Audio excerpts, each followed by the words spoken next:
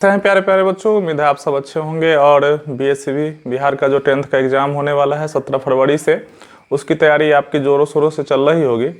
तो आइए रिवीजन करते हैं जल्दी जल्दी, चूँकि अब तो डिटेल्स पढ़ने का टाइम आपका नहीं है। तो जितना ज़्यादा प्रश्नों से आप गो थ्रू होंगे उतना ज़्यादा आपको फ़ायदा होने वाला है। तो आइए शुरू करते हैं वीडियो को। और हमने सबसे पहले जो लिया है वो ज्योग्राफी का पार्ट है आपका क्लास 10 के लिए, बिहार बोर्ड के लिए। ठीक है, तो आइए शुरू करते हैं। पहला प्रश्न है हमारा कि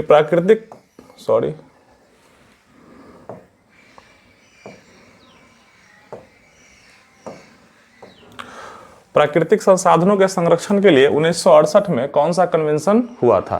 तो अफ्रीकी कन्वेंशन हुआ था कब? 1968 में, और यह हुआ था प्राकृतिक संसाधनों के संरक्षण के लिए।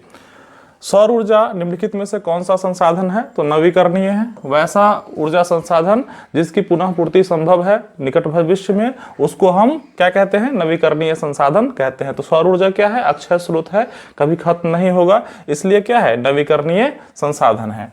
अगला है कि सौर ऊर्जा निम्नलिखित में से कौन सा संसाधन है? तो फिर वही प्रश्न को इसने क्या किया? रिपीट कर दिया है, पुनः पूर्ति योग्य।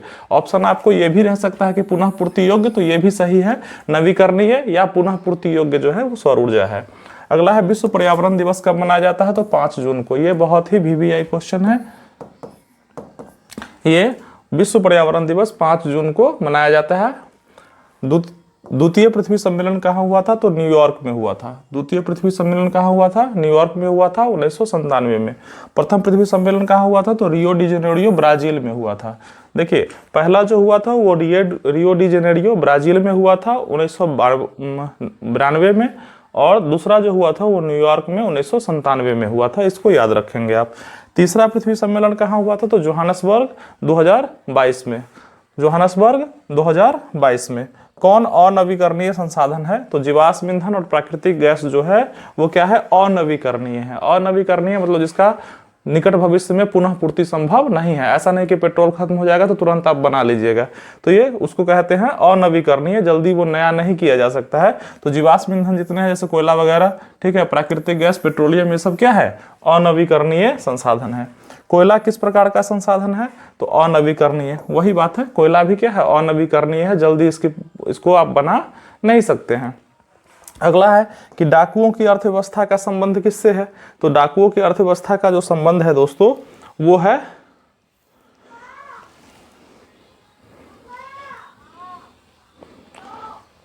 संसाधन के अनियोजित विदोहन से। यानी कि ये क्वेश्चन वेरी वेरी इंपॉर्टेंट है कि डाकुओं की अर्थव्यवस्था का संबंध किससे है? तो संसाधन के अनियोजित विदोहन से। जो भी हमारे पास संसाधन है उसका बिना हम किसी प्लान के, बिना किसी भविष्य को ध्यान में रखते हुए उसका बहुत दोहन करते जा रहे हैं। कोयला है तो उसको निकालते ही जा रहे हैं। तो इस तरह का जो अर्थव्यवस्था का कंसेप्ट जहाँ होता है उसको डाकुओं की अर्थव्यवस्था कहते हैं। जैसे कि डाकू लूट लेता है किसी चीज को, उसी तरह से हम क्या कर रहे हैं? संसाधनों की लूट मचाए हुए हैं, तो उसको हम डाकुओं की अर्थव्यवस्था कहते हैं। तो बांगर, पुरानी जलोढ़ मिट्टी को बांगर कहते हैं और नई जलोढ़ मिट्टी को खादर कहते हैं। तो पुरानी जलोढ़ मिट्टी जब पूछे तो बांगर, पुरानी जलोढ़ मिट्टी बांगर और नई जलोढ़ मिट्टी खादर। ठीक है। निम्नलिखित में से कौन मृदा निर्माण का कारक है? तो मृदा निर्माण में जलवायु, वनस्पति और चट्टान अपनी महत्वपूर्ण भूमिका निभाते हैं। निम्न में से किसे नवीन जलोढ़ मिट्टी कहा जाता है? तो खादर। अभी अभी प्रश्न आया कि पुरानी जलोढ़ मिट्टी तो बांगर, नवीन जलोढ़ मिट्टी तो खादर।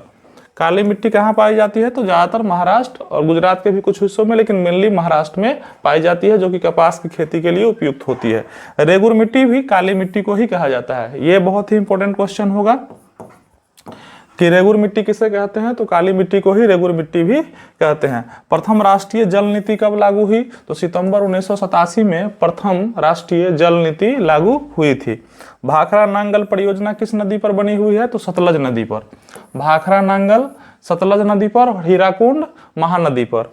भाखड़ा नांगल परियोजना किस नदी पर है? तो सतलज नदी पर, और हीराकुंड अगर पूछे तो वो महानदी पर।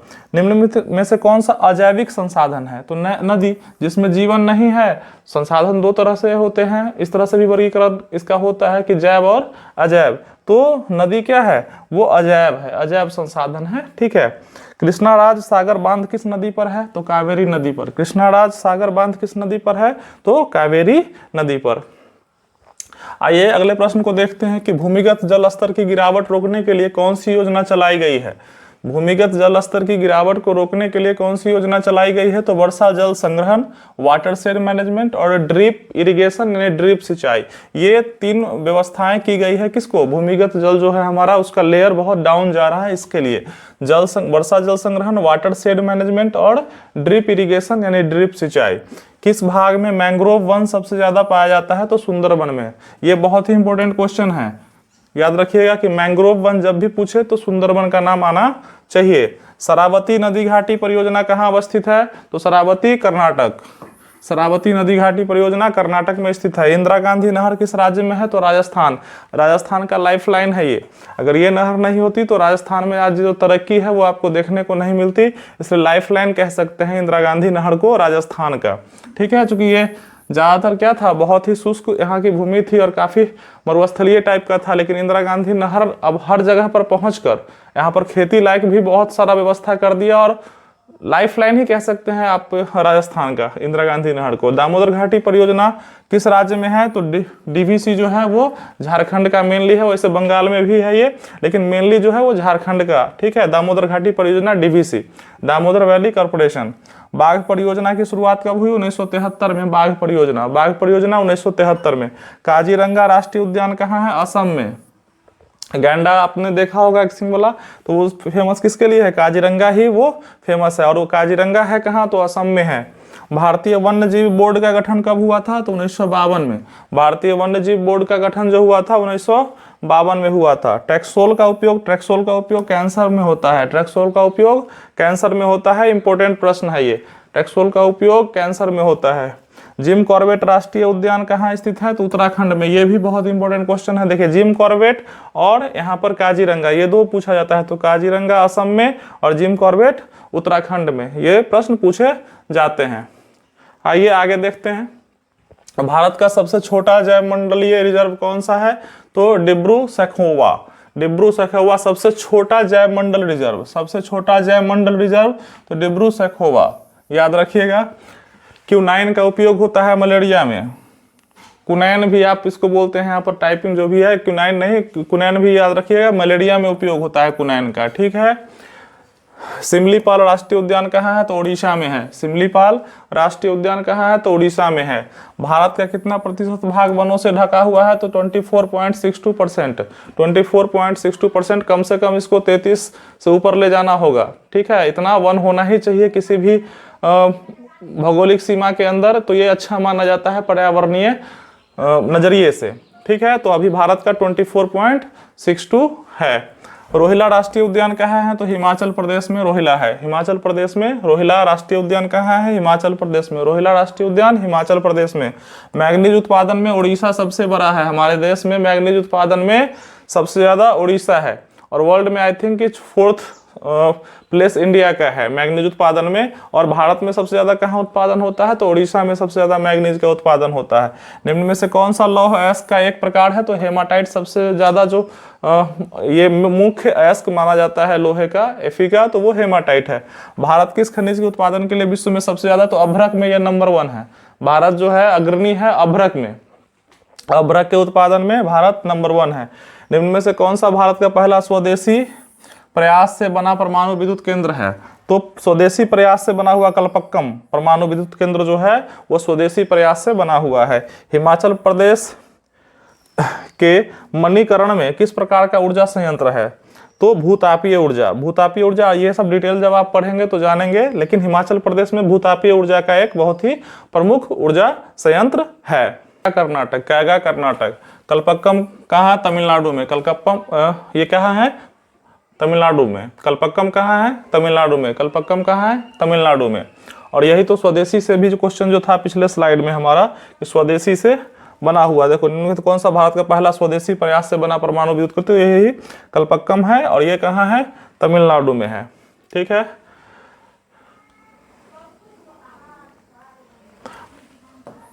नहरकटिया तेल क्षेत्र कहाँ स्थित है? तो असम में। नहरकटिया तेल क्षेत्र कहाँ स्थित है? तो असम में। पर्यावरण संरक्षण हेतु पहला विश्व शिखर सम्मेलन कब हुआ था? 1992 में। आपको याद होगा, पहला स्लाइड पर आप जाइएगा, देखिएगा। पर्यावरण संरक्षण हेतु पहला विश्व शिखर सम्मेलन कब हुआ? 1992 में। समुद्री क्षेत्र में राजनीतिक सीमा कि कितनी किलोमीटर क्षेत्र तक राष्ट्रीय संपदा निहित होती है, तो 19.2 किलोमीटर तक। ये बहुत ही इंपॉर्टेंट क्वेश्चन है और कई बार पूछा गया है कि समुद्री क्षेत्र में राजनीतिक सीमा के कितने किलोमीटर क्षेत्र तक राष्ट्रीय संपदा निहित होती है, तो 19.2 किलोमीटर तक राष्ट्रीय संपदा मानी जाती है। अच्छा, तट रेखा से कितने किलोमीटर क्षेत्र की सीमा अपवर्जक आर्थिक क्षेत्र, ये भी बहुत इंपॉर्टेंट क्वेश्चन है। इसमें बच्चे फंसते कहाँ हैं कि ये 19.2 में और 200 किलोमीटर में। तो देखिए, अगर पूछेगा कि राष्ट्रीय संपदा निहित है समुद्री क्षेत्र में कितना, राजनीतिक सीमा है कितने अंदर तक, तो 19.2 किलोमीटर। लेकिन अगर अपवर्जक आर्थिक क्षेत्र पूछे तो 200 किलोमीटर याद रखिएगा आप, 200 किलोमीटर अपवर्जक आर्थिक क्षेत्र, 200 किलोमीटर। पेट्रोलियम किस प्रकार का संसाधन है, तो अनवीकरणीय है, बिल्कुल ये खत्म होगा। सोपानी कृषि प्रचलित है उत्तराखंड में, सोपानी कृषि, चूंकि पहाड़ी क्षेत्र है तो सोपानी कृषि लेयर बना बना के वहां पर खेती की जाती है। पंजाब में भूमि निम्नीकरण का मुख्य क्या कारण है, पंजाब में जो भूमि निम्नीकरण हुआ है उसका क्या कारण है, तो अधिक सिंचाई, यानी कि एक्सेस यहाँ पर इरिगेशन का ये हुआ, इसलिए वहां का भूमि, देखिए ज्यादा सिंचाई भी क्या होता है, भूमि की क्षमता को प्रभावित नेगेटिव रूप से करती है। काली मिट्टी किसके लिए उपयुक्त है, तो कपास के लिए, कपास की खेती के लिए काली मिट्टी उपयुक्त है। आगे बढ़ते हैं, काली मृदा का दूसरा रेगुर मृदा, पिछला ही आया था।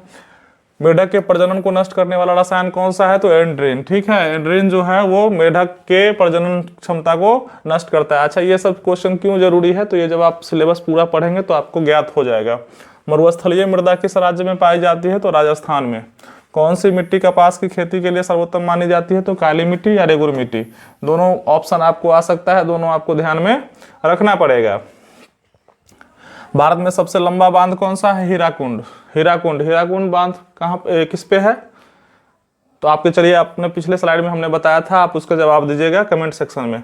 गोविंद सागर कृत्रिम जलाशय संबंधित है भाखड़ा नंगल बांध से, ये बहुत ही इंपॉर्टेंट क्वेश्चन है एक, कि गोविंद सागर कृत्रिम जलाशय जो है वो किससे संबंधित हो, तो भाखड़ा नांगल बांध से। बृहद क्षेत्र में जल की उपस्थिति के कारण ही पृथ्वी को क्या कहते हैं, नीला ग्रह, यानी कि जब आप अंतरिक्ष में जाइएगा तो पृथ्वी आपको नीला फील होता है, क्योंकि क्या है, बहुत ज्यादा जल की मात्रा, 71% क्या है, जल ही जल है।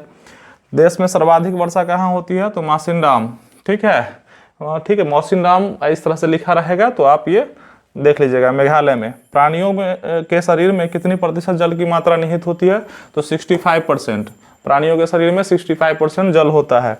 नर्मदा घाटी परियोजना किन राज्यों से संबंधित है, तो गुजरात, महाराष्ट्र और मध्य प्रदेश से नर्मदा घाटी परियोजना संबंधित है, गुजरात, महाराष्ट्र और मध्य प्रदेश से।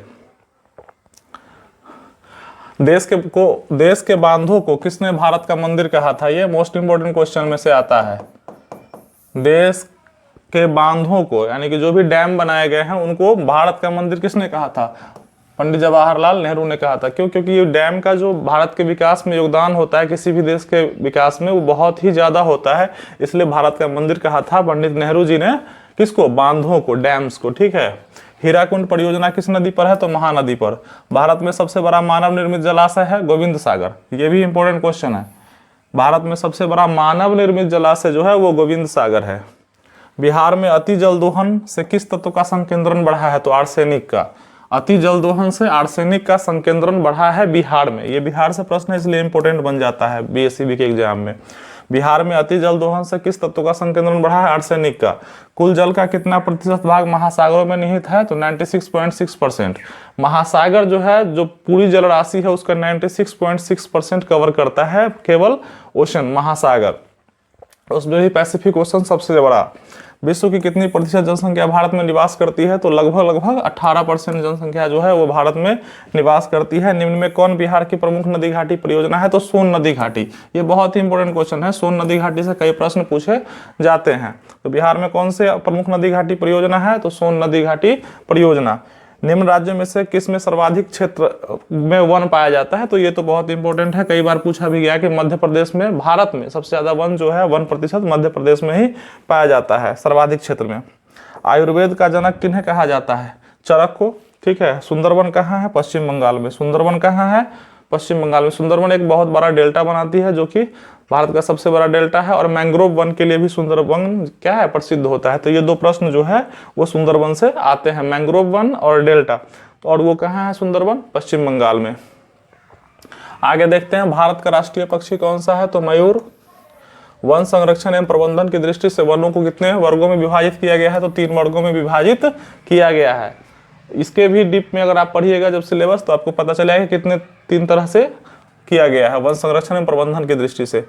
एक एनजीओ की वानिकी रिपोर्ट के अनुसार 1948 में विश्व में कितने हेक्टेयर भूमि पर वन का विस्तार था। 1948 में कितना था, एक एनजीओ ने सर्वे किया था तो, और उसने अपनी एक वानिकी रिपोर्ट दिया था, उसके अनुसार से विश्व में कितने हेक्टेयर भूमि पर वन का विस्तार था, तो 400 करोड़ हेक्टेयर पर क्या था, वन का विस्तार था। संविधान की धारा 21 का संबंध किससे है, तो वो है वन्य जीवों तथा प्राकृतिक संसाधनों के संरक्षण से।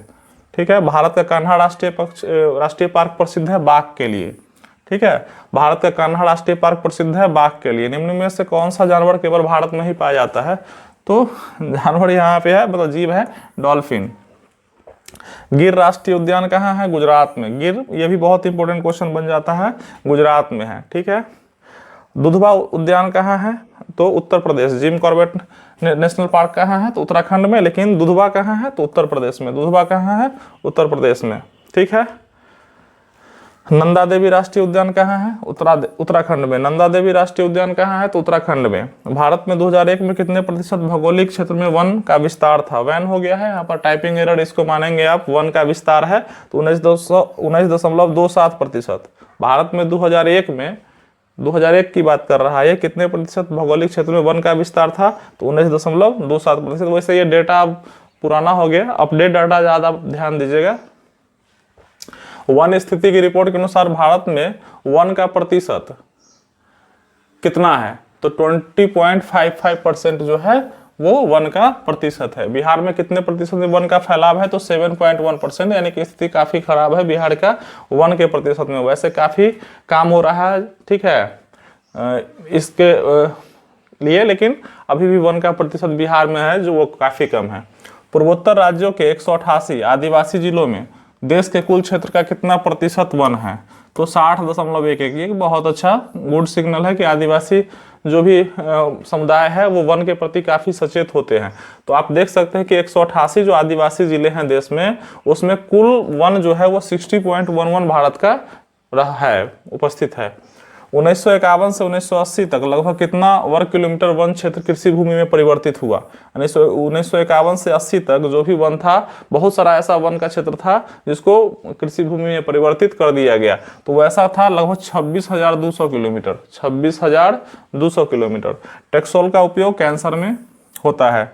निम्नलिखित खनिजों में कोडरमा किससे संबंधित हो, तो अभ्रक से। कोडरमा का संबंध किससे है, अभ्रक से, याद रखिए। कोडरमा झारखंड। लौह अयस्क है अनवीकरणीय संसाधन, क्योंकि इसको तुरंत आप बना तो नहीं ले सकते हैं, लौह अयस्क भी जो है उसको आप तुरंत नहीं बना सकते हैं, तो ये अनवीकरणीय संसाधन ही है।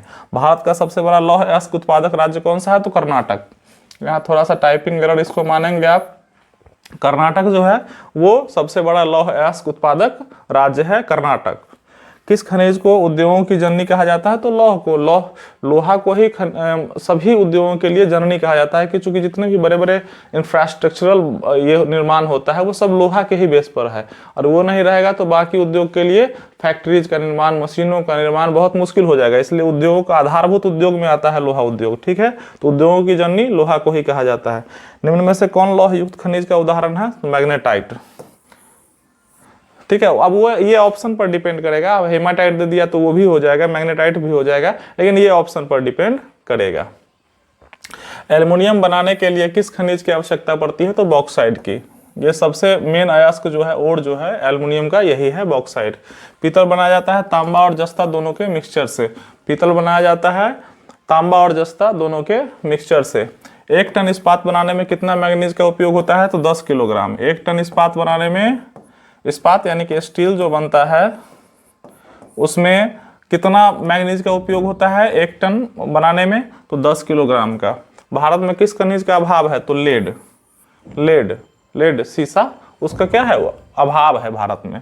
बॉक्साइट का सबसे बड़ा उत्पादक राज्य कौन सा है, तो उड़ीसा। मैग्नीज में भी उड़ीसा और बॉक्साइट में भी उड़ीसा, याद रखिएगा।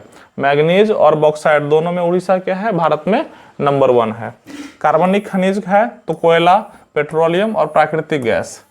ठीक है, ये सब क्या है, कार्बनिक है। ठीक है, कार्बन के ही कंपाउंड से ये बने हुए होते हैं, कोयला, पेट्रोलियम और प्राकृतिक गैस। इसको प्राकृतिक खनिज, कार्बनिक खनिज कहा जाता है। लौह अयस्क का एक प्रकार है तो हेमेटाइट। भारत में लगभग कितने खनिज पाए जाते हैं? तो लगभग 100 तरह के खनिज भारत में पाए जाते हैं। कौन सा अधात्विक खनिज का उदाहरण है? तो अभ्रक। अभ्रक अधात्विक है। अभ्रक जो है अधात्विक खनिज का उदाहरण है। छत्तीसगढ़ भारत का कितना प्रतिशत लौह अयस्क का उत्पादन करता है? तो 20% लौह अयस्क का उत्पादन छत्तीसगढ़ करता है। ठीक है, तो 100 प्रश्नों की हमारी ये श्रृंखला अभी ये फिर हम दूसरे वीडियो के साथ हाजिर होते हैं। तब तक आप इस वीडियो को देखिए और पॉज करके खुद से भी और इसको याद करने का प्रयास कीजिएगा और हमारे चैनल को सब्सक्राइब कीजिए, लाइक कीजिए और दोस्तों के साथ शेयर कीजिए ताकि ज़्यादा से ज़्यादा उनका रिवीजन हो सके। और इसमें हमने ज़्यादा बातों को नहीं रखा है, कम शब्दों में हमने जल्दी जल्दी इसको कवर किया है। तो धन्यवाद।